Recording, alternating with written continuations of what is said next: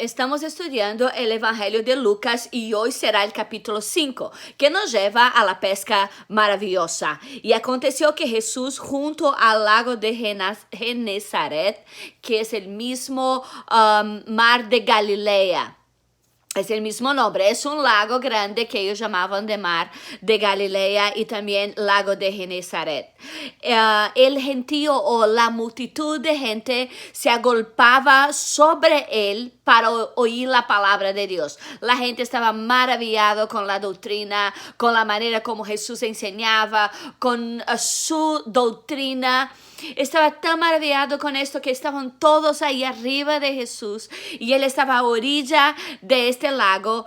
Y entonces había dos barcas ahí, una de Simeón y de otras personas.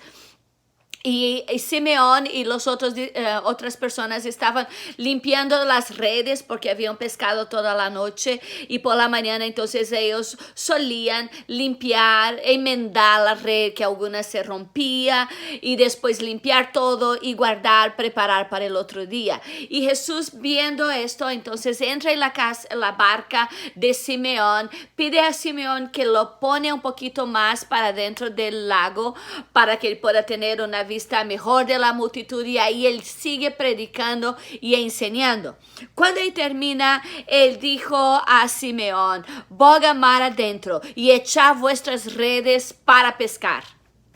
Y Simeón se quedó así, había pescado toda la noche, entonces dice: maestro, toda la noche hemos estado trabajando y nada hemos cogido, pero ahora en tu palabra echaré la red. Entonces, su habilidad, lo que está diciendo, mi habilidad de pescar ya se terminó. Porque pesqué la noche entera. Ellos solían pescar en la noche, los pescadores, es mejor para coger los pescados. Entonces, toda su habilidad ya había fallado. Pero ahora Jesús le dice: no, va y echa tus redes. Entonces dijo: sobre tu palabra, no en mi habilidad. Hermanos, muchas veces nosotros queremos confiar en nuestra habilidad, pero tenemos que confiar en la palabra que Jesús habla para nosotros, las promesas que Él nos da. Eso es lo que tiene un valor más grande para nosotros. Y Él dijo: entonces sobre tu palabra, entonces ahora por la fe en lo que Jesús le dijo, yo voy a echar mis redes. Entonces ellos entraron en la parte más honda del lago, a donde había más espacio, y ahí echaron las redes y tenía tantos peces, que se rompía la red. Entonces hace señal para el otro barco que estaba ahí para que venga a ayudarles, y el otro barco vino y pusieron las dos barcas, estaban tan llenas de pescados que se casi hundían. Porque Jesús es poderoso para crear, para multiplicar lo que ya ha sido creado. Él sigue siendo el creador. Él sigue siendo aquel que puede hacer milagros. Entonces, Simeón, saliendo para afuera, habló con Jesús: aparte de mí, Señor, porque yo soy pecador. Cuando nosotros reconocemos que Dios está con nosotros, porque Pedro lo que él reconoció es que Dios estaba con Jesús, porque para hacer una pesca maravillosa, después de haber pescado toda la noche, no cogido absolutamente nada, y ahora ir y traer una pesca tan grande, solamente puede ser que sea Dios con esta persona. Entonces él dice: apártase de mí, yo no soy digno de ti, no, yo no soy digno de estar en tu presencia, yo soy pecador, yo no merezco nada de esto. Y Jesús, Él siempre nos acoge con tanta gracia, con tanto amor. Jesús no nos llama para nos juzgar, para apuntar nuestros errores, para decir: tú eres un pecador miserable. Él no tiene esta actitud. La actitud de Jesús es de acogernos, es de amarnos. Él sabe que somos pecadores, sabe que somos fallos, sabe que somos incapaces, sabe que nuestra capacidad para hacer cualquier cosa, como Pedro, no Simón. Su capacidad de pescar había terminado ahí, pero ahí cuando termina su capacidad, viene la capacidad de Jesús. Y Jesús dijo, no te preocupes, no temas, no tengas miedo, yo no te estoy juzgando, yo no te estoy apuntando, yo no estoy diciendo que tú eres pecador o cosa. Yo quiero decirte una cosa, de ahora en adelante, ¿no? De ahora serás pescador de hombres. Jesús cuando llega, Él cambia nuestro llamamiento. Él cambia de un pescador fracasado, ¿no? Que no consiguió pescar nada, a un pescador victorioso con pescado sobrando, de un pecador miserable, ahora un pescador de hombres, de alguien que está impuro, con problemas, ahora alguien que vive en victoria. Dios nos llama para mejorar nuestra vida, Dios nos llama para salvarnos primero, para limpiarnos, para que nuestra vida fluya de una manera mucho mejor. Jesús nunca tiene sobre nosotros un juzgamento. Él nos llama no para juzgar, pero para amarnos y para que nosotros podamos vivir en la plenitud de Él. Y dice, y cuando trajeron a la tierra las barcas, dejándolo todo, siguieran. Entonces ellos todos siguieran a Jesús. Y sucedió que estando en una de las ciudades, se presentó un hombre que tenía lepra. Lepra era un señal del pecado, porque la lepra es una enfermedad en la piel. En Levíticos 13 habla de 7 tipos de enfermedad de la piel que la Biblia le llama lepra, y lepra es contagiosa. Entonces la única manera de contener la lepra es haciendo la cuarentena, es que esta persona sea parte de la familia, de la sociedad, se viva aislado por un otro lado. Normalmente tenían esas reservas, esos lugares que solamente los leprosos vivían y la gente no podía llegar hacia ahí. Si una persona de la sociedad estaba llegando cerca, ellos tenían que gritar lepra, lepra, inmundo, impuros, para que la gente sepa y no se acerque a ellos,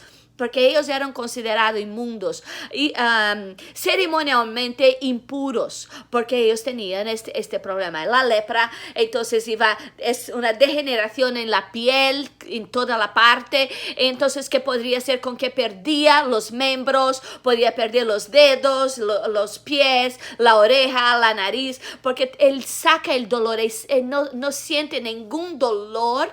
¿Y por qué no siente ningún dolor? La piel empieza a ser como apodrecida, entonces no siente dolor, entonces puede romper el dedo que no se siente dolor. Entonces la gente terminaba totalmente deformada con esta enfermedad. Y este hombre estaba ahí aislado, pero cuando él vio a Jesús, la Biblia dice que se prostró, que es un señal de adoración, y dice, con el rostro en tierra, que es una señal de humillación, y le rogó diciendo que era una señal de fe. Entonces este hombre adoraba a Dios, este hombre se humillaba delante de Dios, y este hombre tenía fe en Jesús, a punto de decir, Señor, si quieres, puedes limpiarme.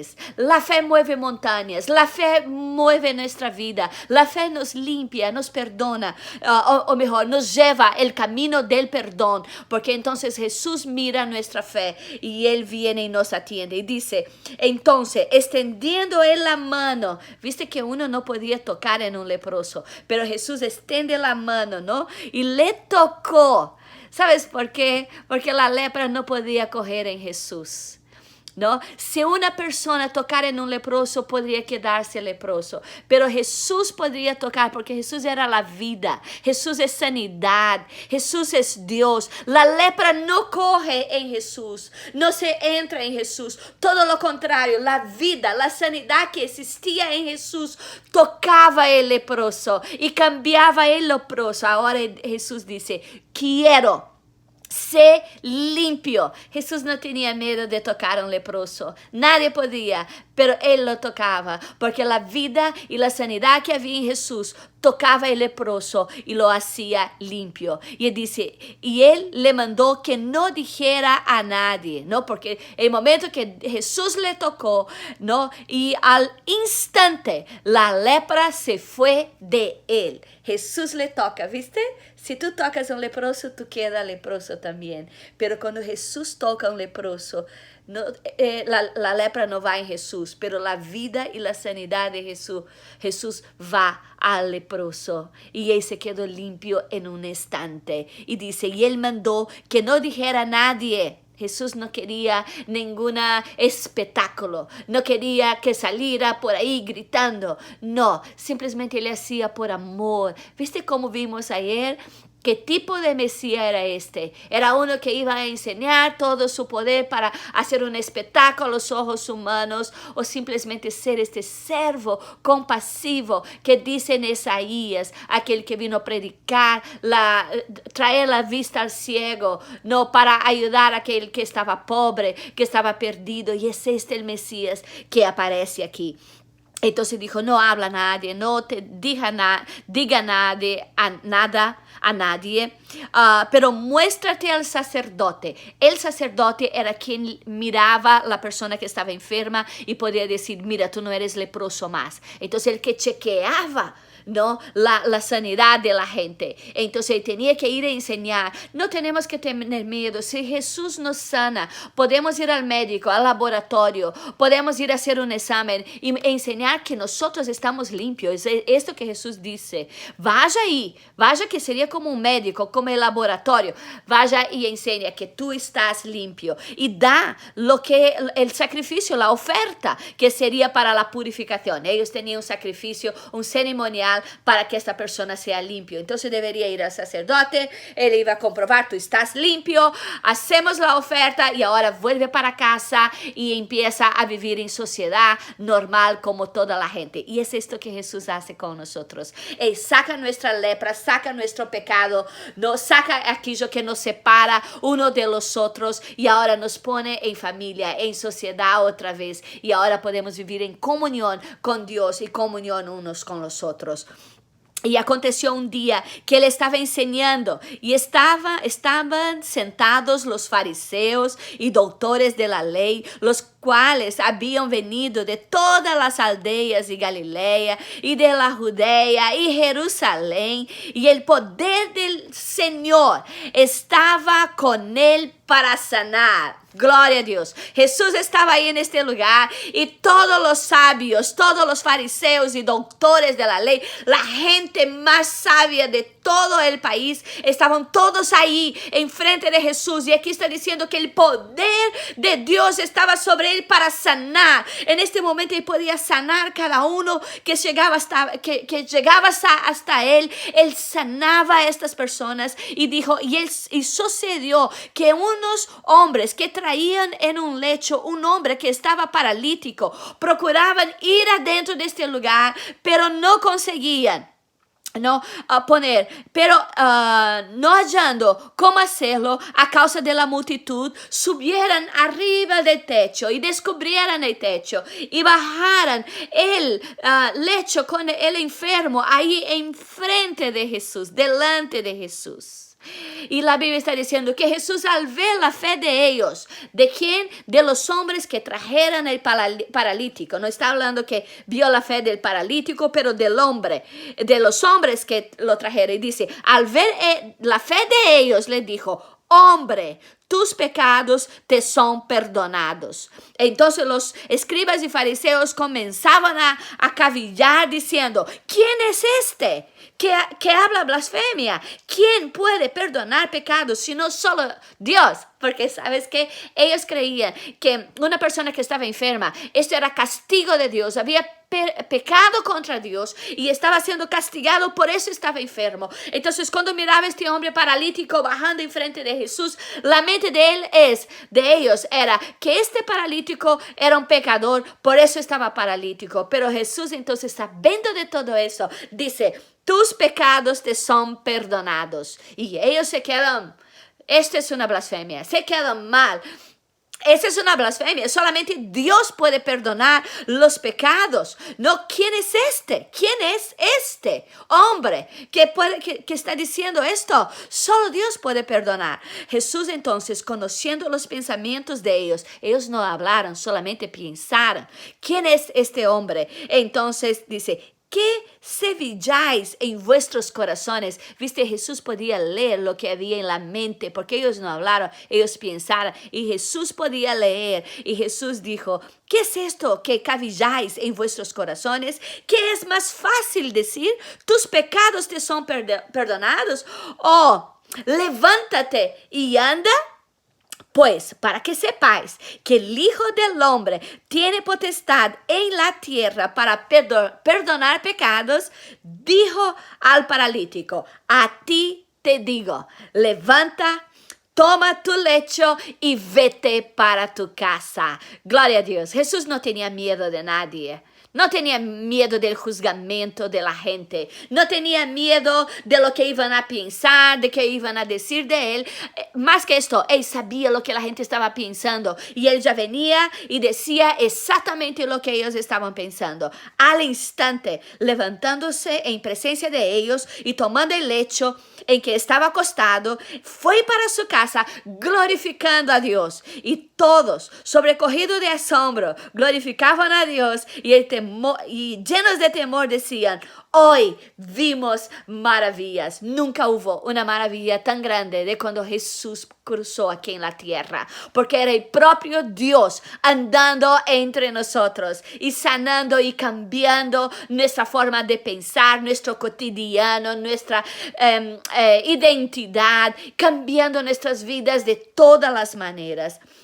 Después de esto, de estas cosas, vio a un publicano llamado Leví. Leví es el mismo nombre de Mateo, que tiene el Evangelio de Mateo, ¿no? Es el mismo nombre y es la misma persona. Entonces aquí Leví y Mateo es el mismo nombre. Sentado, entonces vio a Leví o Mateo sentado al banco de los tributos públicos y le dijo, sígame. Mira, él era publicano, entonces él era es así, Roma tenía una dominación política y económica ahí en Israel, entonces él tenía personas para cobrar los impuestos, que ellos nomeaban entonces hombres que ellos confiaban, de su confianza, no de la confianza del imperio. Entonces, que eran entre los judíos. Y estas personas gozaban de algunas regalías del gobierno, del imperio, ¿no? Porque ellos estaban cosechando esos impuestos. Y ellos llevaban esos impuestos y entregábaselo a Roma. Pero los judíos, para ellos le parecían súper mal. Los veía como traicionadores, como traicionando su tierra. Pero la verdad que era un trabajo que ellos tenían. Entonces ellos lo trataban por publicano y los desprezaban mucho. Entonces cuando Jesús mira a este publicano que ellos desprezaban, que ellos no creían para nada, que lo tenían como poca cosa. Y Jesús va a él y dice, sígame, y lo llama para ser su discípulo. Los fariseos se quedaron muy mal, ¿no? Pero Mateo dejó todo eso, Leví, ¿no? Dejó todo eso y fue a su casa y le dio un grande banquete. Y claro, él conocía a los otros publicanos, entonces invitó a todos sus amigos publicanos a la casa y Jesús entró ahí y sentó y comió con ellos, ¿no? Y entonces los fariseos estaban murmurando, ¿no? Contra los discípulos diciendo, ¿por qué coméis y bebéis con publicanos y pecadores? Y Jesús responde y les dice, los que están sanos no necesitan de médico, sino los enfermos. Y no he venido a llamar a justos, sino a pecadores a arrepentimiento. ¿Sabes qué? Dios quiere que abrimos las puertas de nuestras iglesias y dejamos que las personas pecadoras entren ahí. Jesús vino a los pecadores, aquellos que no tenían, que eran echados de la sociedad, aquellos que eran menospreciados, aquellos ellos que eran tenidos por nada, porque Jesús dijo que los que están sanos no necesitan de médico, los enfermos que necesitan, y para eso Él vino para nosotros que necesitamos ser justificados. Él dice, no vine a llamar justos, yo vine a llamar pecadores a arrepentimiento. Es porque esta gente pensaba que era justa, pero Jesús está diciendo que todos son pecadores, y yo vine a llamar a todos los pecadores que piensan que son justos y los pecadores que saben que son pecadores, todos ellos, yo vine a llamar todos, aquellos que creen que son muchos y aquellos que creen que son pocos, todos, hay lugar para todos en mi reino. Entonces ellos le dijeron, ¿por qué los discípulos de Juan ayunan y los tuyos no? Porque todas las religiones siempre hay cosas sobre el ayuno. Y ahora los discípulos de Juan y otros estaban ayunando, pero de Jesús no. Entonces Jesús dijo, ¿podéis acaso hacer esto en las bodas, que ayunen? No, en cuanto estamos en una fiesta de boda y el novio está ahí, vamos a estar festejando, no vamos a estar ayunando. Pero cuando el novio es sacado, y ahí está diciendo, porque Jesús iba a ser sacado, cuando el novio, que es Jesús, va a ser sacado de nosotros, entonces tenemos que ayunar. Y eso entonces quiere decir, habrá tiempo para ayunar. Tiene tiempo para todas las cosas. Y les dijo esta parábola, nadie corta un pedazo de un vestido nuevo y lo pone en un vestido viejo, pues si lo hace, no solamente rompe el nuevo, sino que el remiendo sacado de él no armoniza con el viejo. Está diciendo, la comparación es de la vieja alianza y la nueva alianza. Si tú sacas de la nueva alianza o del vestido nuevo un pedazo para hacer un remendo en un vestido viejo, va a pasar dos cosas. Una cosa, que estás estropeando este vestido nuevo y ahora no sirve para nada, y este viejo no va a servir también, porque este remendo nuevo con la tela vieja no va a salir bien, no va a estar bien y se va a romper. Entonces las dos se van a perder, las dos cosas. Entonces Jesús no quería poner una cosa de la vieja alianza en la nueva alianza. La nueva es nueva, la vieja es vieja. Y nadie echa vino nuevo en odres viejos. De otra manera, el vino nuevo romperá los odres. Los odres eran unas vasijas de pele de camelo. Entonces, esta piel de camello hacían esta vasija y ahí ponían el vino. Entonces, cuando el vino estaba nuevo, ponían una cosa nueva, se estaba bien. Pero si la vasija era vieja y tú pones un vino nuevo, cuando él fermenta, que él aumenta de volumen, entonces se va a romper. Tú solamente puedes poner el viejo porque ya está fermentado. El nuevo, tú tienes que poner una cosa nueva. Está diciendo, la antigua alianza tiene su forma antigua y sigue ahí, pero yo estoy trayendo una nueva alianza y eso tiene una forma nueva.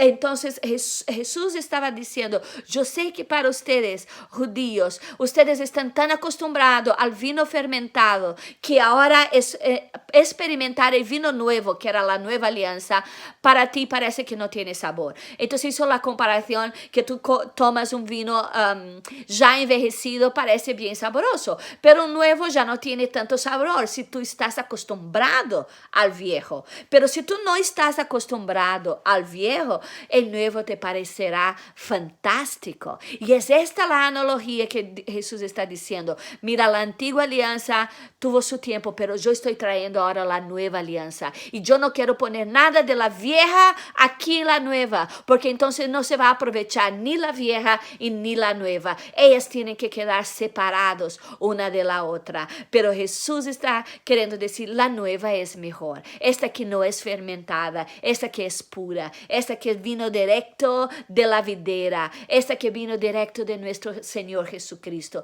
Esta es la mejor. Que Dios te bendiga con esta palabra. Y a mí me gusta siempre dejar un versículo que sea la base de todo lo que nosotros hemos visto. Entonces yo quiero que tú pongas ahí, escribas ahí. Desde ahora serás pescador de hombres. Este es el llamado de Dios para ti, para mí, para cada uno de nosotros, para sermos pescadores de hombres. Entonces escriba ahí, desde ahora serás pescador de hombres, y que tú seas un pescador de hombres, y que Dios transforme tu vida cada día más a través de esta palabra que es maravillosa, y que tú puedas probar del vino nuevo, este vino que no es fermentado, que está nuevecito, que Jesús entrega para nosotros con tanto amor, con tanta dedicación. Que Dios te bendiga con esta palabra.